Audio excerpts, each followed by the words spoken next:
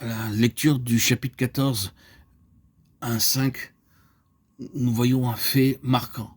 Ces gens chantent. Et notez bien la description de leur chant, comme le bruit de grosses eaux, comme le bruit d'un grand tonnerre. Quelle ampleur! La voix que j'entendis était comme celle de joueurs de harpe jouant de leur harpe, et ils chantent un cantique nouveau devant le trône. Qu'y a-t-il de remarquable dans ce verset? Ces gens-là ont connu la souffrance de manière extraordinaire. Ils ont marché avec l'agneau, ce qui entraîne automatiquement une vie de souffrance et de sacrifice. Et ils chantent de tout leur cœur, avec une telle force et un tel impact, que l'apôtre a du mal à trouver les mots pour décrire ce cantique. Quel est le sens de cette scène? Ah, ils ont compris que toutes ces souffrances en valaient infiniment la peine. Ils ont finalement reconnu que le Seigneur n'avait rien contre eux, comme ils avaient été tentés de le croire. Après tout, cela n'avait aucun rapport avec la panoplie d'arguments que l'ennemi leur servait pour expliquer leur souffrance. Certes non, car tout cela avait une portée et une valeur inestimables. Je sais qu'il y a des gens qui chantent pour se donner du courage. Ma foi, d'autres chantent peut-être sans but précis, mais ceux dont il s'agit ici ne chantent pas sans raison ni sans but. Ils chantent à présent parce qu'ils sont pleinement satisfaits des voix du Seigneur. Tel est, de toute évidence, le sens de ce passage. Ils suivent l'agneau.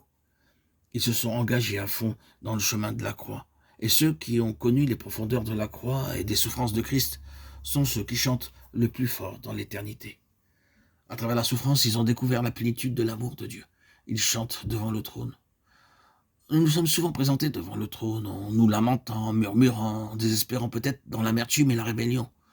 Pour finir, ceux qui veulent suivre l'agneau partout où il va entonneront un chant unique en son genre, lequel va bien au-delà de ce que les autres peuvent connaître ou comprendre.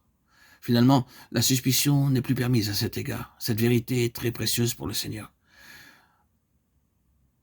Comme nous le disions au début, cela résoudrait tant de problèmes. L'une des difficultés qui harcèle bon nombre d'entre nous est la suivante. Pourquoi le Seigneur nous a-t-il fait passer par un chemin si difficile, par autant d'épreuves? Apparemment, le Seigneur n'oriente pas d'autres chrétiens dans cette voie, sur ce chemin. Et il semble mener une vie relativement facile.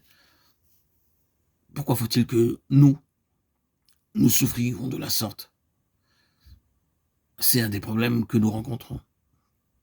D'autres peuvent s'accorder une grande marge de liberté tout en étant chrétiens et sauvés. Quant à nous, le Seigneur s'y oppose. D'autres peuvent s'en tirer à bon compte dans bien des domaines et demeurer des chrétiens heureux. Mais il se trouve que le Seigneur ne le tolère pas pour nous. Il nous conduit par un chemin ardu, sinueux. Oui, c'est vrai, nous le constatons. Toute l'explication est là. Elle se trouve au cœur même de ces versets d'Apocalypse 14, 1-5. Un domaine qui lui tient très à cœur. Si seulement nous pouvions, avec l'aide de la grâce, adopter la bonne attitude vis-à-vis des procédés, des chemins étranges et insolites de Dieu, ainsi que des souffrances dans lesquelles le Seigneur nous conduit. Si nous pouvions adopter la bonne attitude en disant « Le Seigneur cherche à atteindre un objectif très précieux à ses yeux », alors ces paroles de Paul prendraient à nos yeux un sens nouveau. Il vous a été fait la grâce par rapport à Christ, non seulement de croire en lui, mais encore de souffrir pour lui. Il vous a été donné de souffrir, nous dit le texte Philippiens 1,29. Peut-être le Seigneur vous confie-t-il quelque chose qu'il ne peut pas confier à beaucoup d'autres. Il est très peu probable que le Seigneur puisse confier à beaucoup de ses enfants des souffrances dépassant une certaine limite. Pour l'instant, nous devons en rester là. Si ce qui vient d'être dit est vrai, si ces gens sont des instruments de choix dans les mains du Seigneur, ne serait-ce pas l'explication de tous les préjugés, de toutes les distorsions, de toutes les craintes? N'est-ce pas là la vraie raison? Veuille le Seigneur nous accorder la grâce de n'accepter rien de moins que ce qui pourra le satisfaire, lui, au plus haut point.